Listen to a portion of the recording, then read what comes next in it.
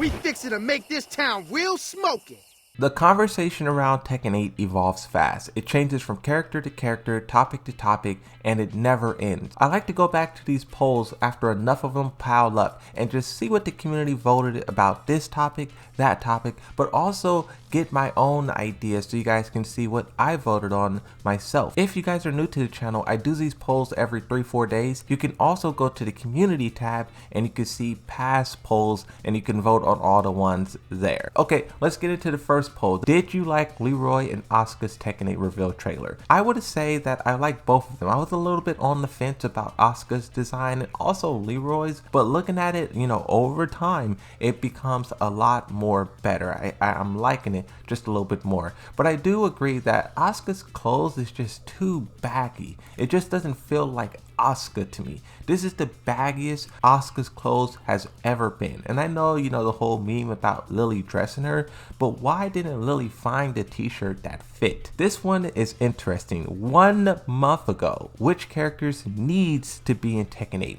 Ancient Ogre, Baek-Doo-san, Bruce Irving, Christine Monteiro, Raven. 12,000 votes on this poll. This is one of the biggest polls I've done in a while. Bruce Irving wins this 36%. It's so funny because, you know, I really don't care about any of these characters. I'm a Yoshi main to death. And that's funny because I don't even root for Yoshimitsu. I'm not begging Harada for my character. My character is so ingrained in the identity of Tekken to where I'm out here campaigning for other characters. Where's Anna? Where's Bruce? Where's Master Raven? You know, I'm just campaigning for others. Ogre's kind of a weird one because he's a boss character and I don't like when boss characters are scaled down and made just normal, playable, everyday characters. I feel like Ogre wouldn't have that presence like he had back, you know, in Tekken 3. But you do have the topic of the heat system where Ogre can have his base form and then when he goes into the heat system, he turns into the true Ogre. That would be really cool for him as well. Now, Christine, Raven, Baek-Doo-san, for the sake of time, I will skip them.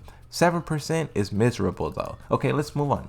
What rank are you in Tekken 7? I wanted to do this poll because I wanted to see where everyone is at in the end days of Tekken 7. In the responses, a lot of people were talking about how they couldn't get this rank, that rank, and you can see a lot of stress in the comment section. It was pretty funny seeing everyone like have the same experience. We share the same experience. No matter what rank you are, we're all struggling to get that next rank.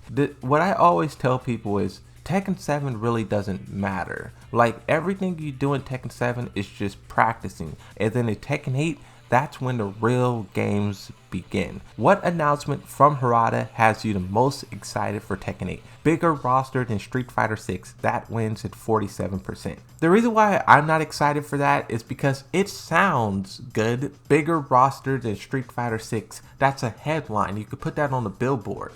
But if you think about Street Fighter 6 roster, they only have 18 characters. We're like 5 away from being the same roster size. And I could think of 5 characters off the top of my head, and you will still have like 20 fan favorites that is gone. That's the thing about Tekken 7 is we have so many more characters and so many more better characters than Street Fighter 6. That's why I chose crossplay, because so many people play on PC, Xbox, PlayStation, and you have this big argument, well, not that much anymore, but you do have the wonder, the mystery of which platform is the best. Now, I went from Xbox to PlayStation, PlayStation to Xbox, and I don't really see a difference in terms of skill. I do see a difference in terms of which characters are played, but in terms of actual skill, it feels the same. I did see a lot of people say they're not excited for crossplay because cheaters and lag and PC and all that stuff, but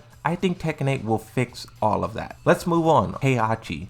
In Tekken 8, should he be base roster, DLC, Mecha Heyachi, or as Michael Murray said, AI Heyachi? 41% seems like it's crazy. Like, wow, 41% doesn't want him in the game. But when you combine the base roster, DLC, and Mecha Heyachi, that is 59% of players want him in the game in some capacity. If Heyachi skips Tekken 8 entirely, 59% of 12,000 votes will be upset. So that's one way you can look at this poll as well. Let's move on. Did you enjoy Lily's Tekken 8 reveal trailer? 80% says yes, 20% said no. Now there was a lot of people who were angry that she was not sexy enough. That is such a hilarious discussion. It blows my mind even to this day.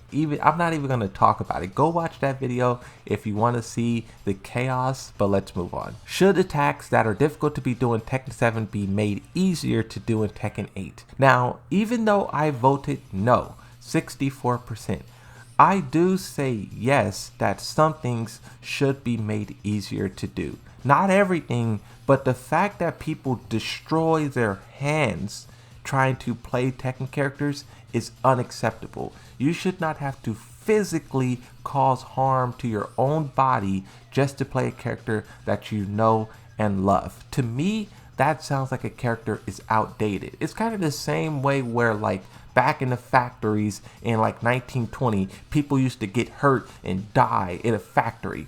No, you make it more sort of better, more efficient, just easier. You don't have to be brain dead easy, but you should not be having to destroy your hands to have fun. That is where I draw the line on how difficult a character should be. Best rivalry in Tekken. Now this poll wasn't a good one on my part. You know, I'm one person, I make mistakes, I have oversights. A lot of people in the comment section was talking about Paul Phoenix versus Kazuya. There was a lot of great rivalries that was mentioned in the comment section that I just completely missed. And I think if we added some of those to this poll, the results would have been different. Jin and Harang wins in a landslide. But this also goes back to just how great Tekken is. So many great characters. All of them are fantastic. These last two polls was a test by me, a test. Have you completed the Tekken 7 story mode? 75% says yes. I was surprised to see this. I thought it would be like 40%, 50%, but 75, that's a lot of people. The next poll I did is, do you agree that story doesn't matter in Tekken? 84% says no, story does matter.